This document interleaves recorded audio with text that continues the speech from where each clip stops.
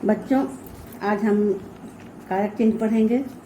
संस्कृत में अपठित गद्यांश प्रश्न हल करने में आप लोग यही विभक्ति की पहचान में फंस जाते हो। इसी समस्या को दूर करने के लिए आज हम कारक और विभक्ति चिन्ह तथा शब्द रूप का अध्ययन करेंगे। कारक किसे कहते हैं, इसको समझेंगे। कारक क्रिया के साथ जिन शब्दों का सीधा संबंध होता है वे सभी कारक कहलाते हैं। स्पष्ट है? क्रिया यानी जिस शब्द से किसी काम के होने का बोध होता है उसे हम क्रिया कहते हैं। क्रिया के साथ जिन शब्दों का सीधा संबंध होता है वे सभी कारक कहलाते हैं। जैसे राम ने रावण को बाण से लंका में मारा। इस वाक्य में क्रिया मारा है, उसका सीधा संबंध राम, रावण, बाण, लंका सभी से है, इसलिए ये चारों पद या शब्द कारक हैं।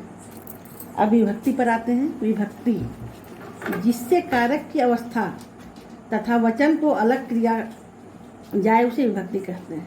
जिस शब्द से कारक की अवस्था तथा वचन को अलग किया जाए उसे विभक्ति कहते हैं।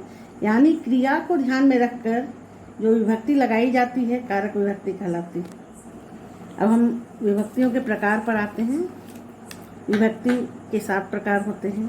कारक, विभक्ति, चिन्ह। अब विभक्तियों के 7 प्रकार इस प्रकार हैं। कर्ता, कर्म, करण, संप्रदान, अपादान, संबंध, अधिकरण, संबोधन। एक बार फिर से पढ़ते हैं हम। कारक के प्रकार: कर्ता, कर्म, करण, संप्रदान, अपादान, संबंध, अधिकरण, संबोधन। उसे विभक्ति के रूप में किस प्रकार कहेंगे?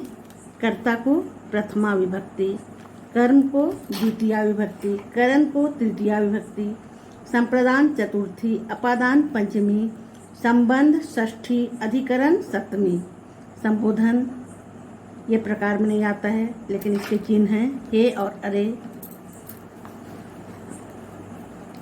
प्रथमा विभक्ति का चिन्ह ने, द्वितीया का को, तृतीया से, ने, के द्वारा, चतुर्थी को या के लिए, पंचमी से किंतु अलग करने के अर्थ में, अलगाव के अर्थ में, षष्ठी का, की, के, रा, री, रे, सप्तमी में पर। ठीक है। अब संस्कृत भाषा में 7 विभक्तियाँ होती हैं। तीनों वचन में अलग अलग रूप होता है और प्रत्येक शब्द का एक ही रूप होता है। इसे हम याद रखेंगे। संस्कृत भाषा में 7 विभक्तियाँ होती हैं और इसके अलग अलग रूपों को गिनेंगे तो ये प्रत्येक शब्द का एक ही स्वरूप होता है। अब विभक्ति शब्द रूप पढ़ने से पहले हमें निम्नांकित वर्गों को समझना पड़ेगा। अकारांत, जिस शब्द के अंत में अ रहता है अकारांत शब्द कहलाता है। जैसे राम, बालक, गज, फल इत्यादि। इसे हमें ध्यान से समझना होगा। जिन शब्दों के अंत में अ की ध्वनि आती है अकारांत कहलाते हैं। इन सब का शब्द रूप एक ही समान चलेगा। अकारांत, इसका अंत आ से होता है, जैसे रमा, लता, आशा। अधिकतर ये स्त्रीलिंग में होते हैं।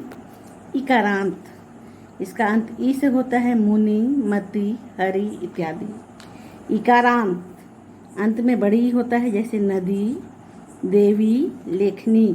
उकारांत, इसके अंत में उ होता है, हर्षु का प्रयोग होता है, जैसे साधु, धेनु, मधु। उकारांत, अंत में उ होता है, जैसे वधु, श्वासुरु।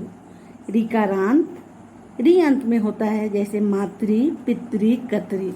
धीरे धीरे हम अकारांत, आकारांत, इकारांत, ईकारांत, उकारांत, उकारांत, ऋकारांत सभी शब्दों के शब्द रूप को पढ़ेंगे। लेकिन अभी हम बालक शब्द रूप का अध्ययन करेंगे।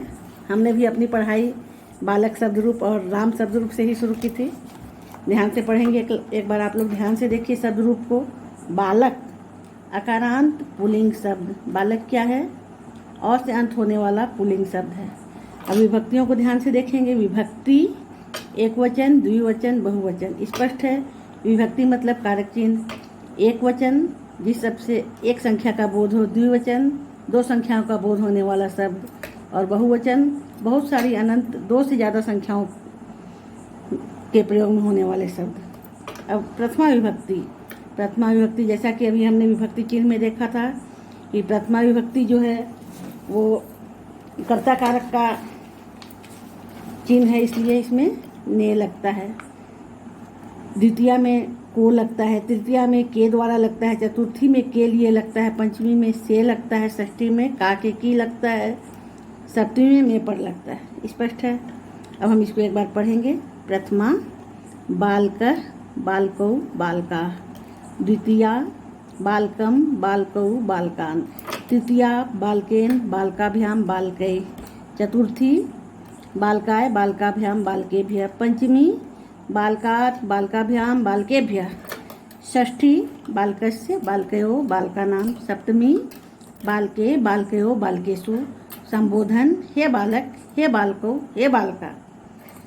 इसी प्रकार देव, राम, सूर्य, गज, व्याघ्र, पवन, नर, अश्व, बिडाल इत्यादि और से अंत होने वाले पुल्लिंग शब्दों के शब्द रूप चलेंगे। स्पष्ट है। अब आपको बिल्कुल समझना होगा परीक्षा में जब भी अगर बालकेभ्यः ऐसा शब्द आ गया और इसका विभक्ति पूछा गया तो आप इसकी विभक्ति बताएंगे चतुर्थी विभक्ति। अगर वचन में पूछा जा रहा है तो आप उत्तर में लिख सकेंगे बहुवचन। ये आपको समझना होगा कि आपको प्रश्नों का हल किस प्रकार करना होगा। अगर बालकेषु शब्द आ जाता है और इसका उत्तर हमें लिखना है कौन सी विभक्ति में है तो हम लिखेंगे सीधे सप्तमी विभक्ति। अगर हमसे पूछा गया कौन से वचन में है तब हम बहुवचन लिखेंगे। लेकिन अधिकतर प्रश्नों में इसी प्रकार रहते हैं कि आपको विभक्ति पूछा जाएगा या शब्द पूछा जाएगा। तो हर प्रकार से आप प्रश्नों को हल कर सकते हैं अगर इस प्रकार अध्ययन अच्छे से कर लेंगे तो। आज आपका गृह कार्य है बालक शब्द रूप आपने पढ़ लिया। अब आप राम शब्द रूप इसी तरह लिखकर आप हल करेंगे। धन्यवाद।